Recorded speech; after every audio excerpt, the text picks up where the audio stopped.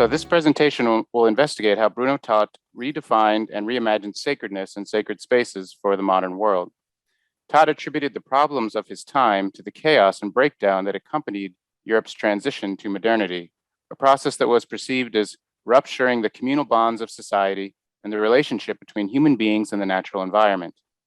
In response, he attempted to reestablish a sacred harmony in the modern world through newly imagined built environments and urban designs, which he hoped would reintegrate the sacred into everyday life and restore the connection between the spiritual and material realms.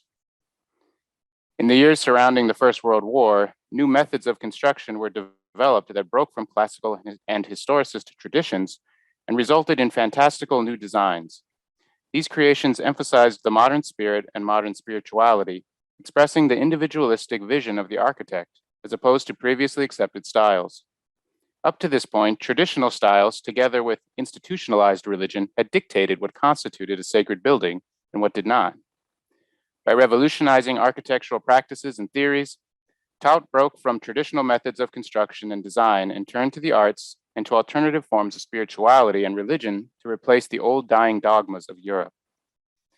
In his willingness to challenge traditional notions of sacredness, he also engaged with non-European styles, designing sites and accepting commissions outside of Europe. At the center of his vision was the restoration of a sense of balance or holistic unity, a reconnecting of the fragmented and disjointed to a greater meaningful whole, a negotiation between the traditional and the avant-garde, as well as between the regional and trans-regional. Sacredness for Taut was much less to do with religion and more to do with purity of form, simplicity, a connection to the local climate and nature, and the expression of something inwardly spiritual in an externalized physical structure. In the following presentation, I'll give a brief introduction and overview to the life and ideas of Bruno Taut. I want to think about him as someone who remained concerned throughout his career with what constitutes the sacred and sacred space in the modern world, a world characterized by secularism, technology, and interculturality. Where, asks Taut, is the sacred unity located in this new configuration of sociocultural life? So just a little bit about his biography here. He was born in Königsberg in East Prussia in 1880. He became a member of the Deutsche Werkbund in 1910. He was planning director in Magdeburg from 1921 to 1924. 1924 to 1926, he became a member of a correspondence group of architects known as Der Ring. When the war broke out in 1933, or when the Nazis came to power in 1933, before the war started, he immigrated to Japan, first to Russia and then to Japan, and then later to Turkey, and he died in Turkey in 1938, December 24th, 1938. So just a few aspects of his career that I'm going to kind of go through. His Siedlungen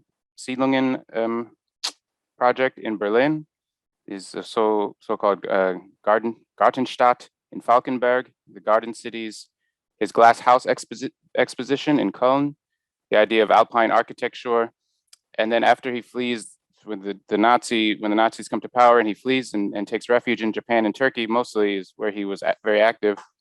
We're going to look at how he was trying to reimagine the sacred there. Okay, so along with other members of the Crystal Chain and the Bauhaus movement, Taut was interested in reshaping and renewing modern culture and modern architecture. Inspired by the English urban planner Ebenezer Howard, Taut embraced the Garden City movement, which was a method to develop local communities that were surrounded by swaths of gardens and nature, referred to as green belts. He turned this idea into his own concept of Siedlungen, or settlements, self-contained communities that were to be situated in close proximity to the natural environment with accompanying garden houses in which the residents could live. This was Taut's attempt to reestablish harmony with nature, to heal the disconnection between human beings and their immediate environment. It was, in a certain sense, a way to redeem the present and reconnect it to the past, that is, to the natural world as given. At the same time, Taut developed a utopic vision of the future. Architecture is so deeply degraded, he wrote, that it means almost nothing if any one of the many things being built is especially good. It gets lost in the mass of the meaningless, the cold and the dry. It is not an architectural epoch today, but at best one in which a later architectural epoch is being prepared, end quote.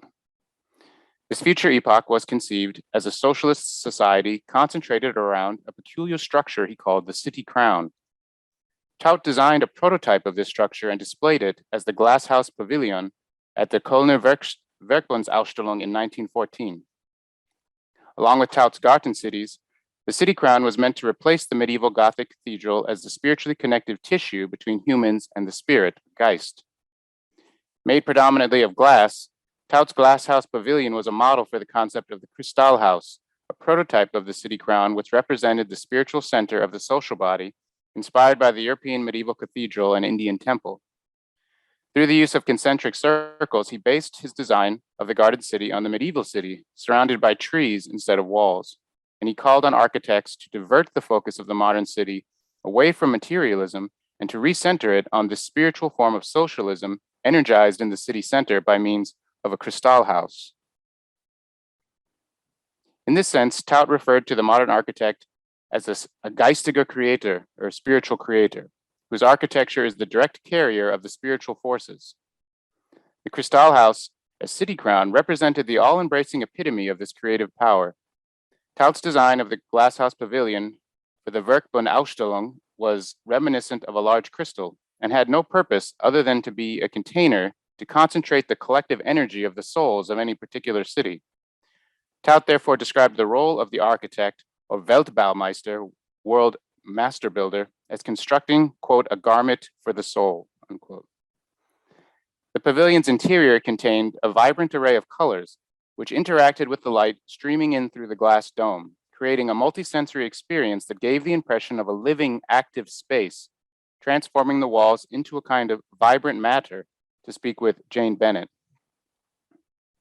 Light wants to pass through the universe and is alive in the crystal, remarked Taut's friend and collaborator, the writer Paul Scherbart, concerning the glasshouse in Cologne. Taut himself wrote, quote, emanating from the infinite, it is captured in the highest point of the city. It scatters and shines on the colored panels, edges, surfaces, and concavities of the crystal house. This house becomes the carrier of cosmic feelings, a religiousness that reverently remains silent. It does not stand isolated, but is supported by buildings that serve the noble emotions of the people. The ultimate is always quiet and empty. Meister Eckhart said, I never want to ask God that he should sacrifice himself to me. I want to ask him to make me empty and pure. Because if I was empty and pure, then God would have to sacrifice himself to me by his own nature and be determined by me. The cathedral was the container of all the souls that prayed in this way, and it always remains empty and pure. It is dead. The ultimate task of architecture is to be quite and absolutely turned away from all daily rituals for all times. Here, the scale of practical demands becomes silent, similar to the cathedral tower, end quote. That was a long quote from Taut about his crystal house. The idea of a soul channeling container calls to mind the Well of Souls in the Dome of the Rock, for example. This is a particular sacred space of the highest order meant to serve as a containment mechanism of non-physical yet temporal and locatable forces. That is to say, the energy of souls is located here in this identified space, souls who are waiting for the last days and the final judgment. In Taut's view, the old towns of the European cities were built with the highest human ideals and intentions in mind, and therefore radiate a positive and almost spiritual energy throughout the immediate area. But the mass housing buildings that were springing up all over the old town, which extended further and further away from the center, lacked this positive energy and quality, as these buildings were built for entirely functional purposes. He speaks of this problem in terms of sacred and profane. The old town is sacred, the outskirts are profane. Thus, he is seeking for a new way to make sacred the housing buildings on the outskirts, and hence his ideas for garden houses and garden cities, with the city crown re-energizing the center and reconnecting it to the outskirts, forming a holistic unity. Furthermore, with the emergence of a greater economic development, the old town struggled to retain its harmony and coherency, as new buildings with more economic and state power-related functions invaded the area. This resulted in a type of chaos in the cities, an unconscious blurring of the sacred and profane. There was therefore the need for a new model of the city, and indeed a new philosophy of urban planning and architecture to inform it. This is why, for Taut, the focal point, the edifying location of this well-ordered garden city is the city crown. supported in theory by 4 communal and cultural buildings to either side in the shape of a cross. Facing in the direction of the sun, these 4 structures included an opera house, theater, a large community center, and a small meeting hall. In the center stands the giant and beautiful building made of glass, most importantly, with no function at all, just a beautiful structure that emanated inspiration and positive energy, endlessly reminding the citizens of their own potential as fellow human beings. The pure practice of architecture itself, the art of building, served to re-enchant the modern Western world and at the same time anchor it in the historical process. So I don't speak too much about this, but I just wanted to mention that he kind of extended this vision to the so-called Alpine architecture, and the idea of building these crystal houses on the tops of mountains in the Alps to sort of serve a similar function of just kind of radiating this the spiritual energy of the peoples and positivity out into the world. So here's a couple of drawings he did sort of illustrating that. And another thing I want to just highlight here about what I'm talking about here, why it's important, is this idea that he's searching for something between the traditional style and this avant-garde. So he's not sort of going in either direction at once, but he is attempting to sort of find a balance between these 2 polarities. And that for him, this is a sort of sacred harmony. And that's kind of what I want to stress here. When the Nazis came to power, Taut fled first to Russia and then to Japan. Here he began a complex reevaluation of his ideas, refining his former theories while also developing them in new and surprising directions, especially in view of his status as a foreigner embedded in a non-European culture. Japanese culture fascinated Taut, and he deeply respected and was influenced by it, delivering lectures and writing texts on the Japanese style of architecture and on Japanese culture. Indeed, Taut had long been interested in Asia or the East, as possessing the powers and ideas to save a collapsing and faltering modern Europe. In his writings during the First World War, he stated this quite clearly. "Kill the European, kill him off," sings St. Paulus. Each tiny part of the great culture from the 4th to the 6th century in Upper India, Ceylon, Cambodia, Oman, Siam, and Indolenus, what melting of form, what fruitful maturity, what restraint and strength, and what unbelievable fusion with plastic art. Bow down in humility, you Europeans. Humility will redeem you. It will give you love for the divinity of the earth and for the spirit of the world. You will no longer torment your earth with dynamite and grenades. You will have the will to adorn her, to cultivate her and care for her. Culture." End quote. This is a long quote from his book, Ex Oriente Lux, from 1919. Oops. The scholar Ezra Akan has argued that Taut saw in the East not only an alternative power to save Europe during the war, but also a decontextualized validation of his own theories. While he presented non-European architecture in a positive light, there remained an element of Orientalism and decontextualization. However, this changed following his exile during the Nazi period, when he lived in Japan and later in Turkey. During his time in Japan, for example, he became aware of the problems inherent in the Japanese context, the tension between simply modeling after the West and finding their own traditional solution. Taut was keenly interested in the relationship between tradition and modernization in a non-European context. And as Akan has shown, he used his reflections on these cultures to criticize what he saw as the shortcomings of the modern West. In fact, it is while he was studying the houses and temples in Japan that he developed his idea for a totally new form of architecture, which would be published in book form later in Turkey. Taut paid special attention to the shrines of the indigenous Shinto religion, which he described as wealth in simplicity. Shinto means way of the gods, and is commonly practiced through a form of ancestor or nature worship. Taut saw in Shinto a kind of simplicity and integral connectivity of the parts to the whole, connecting humans and their order with nature and its forces, which in his opinion still shaped the Japanese culture. This simple or quote-unquote primitive style can be seen in the shrines, a style that was also partly built into the house he designed for himself later in Turkey as well. The shrines, also like the house, appear in hillsides, forests, or by the sea. And owing to this simplistic style, they are adaptable to the land on which they appear and are therefore given to endless variation. In Shinto architecture, the most important space within the shrine is the Honden, where the kami, or spirits of the ancestors and forces of nature dwell, which Taut compared to the Greek Parthenon. Through such experiences, for example, he further established the idea of architecture as being the spirit of a place, which can be seen as a direct development of his earlier ideas about the city crown embodying the soul energies of a local people. He therefore believed the Shinto religion and its architecture expressed the identity of Japanese culture. He wrote that, quote, "The shrines of Issa are Japan's greatest and completely original creation in general world architecture. We encounter here something entirely different from the most beautiful cathedrals, mosques, the Indian and Siamese temples or pagodas, or even the temples of China. The Parthenon on the Acropolis is to the present day a visible sign of the beautiful gifts that the men of Athens bestowed on their symbol of wisdom and intelligence, Athena.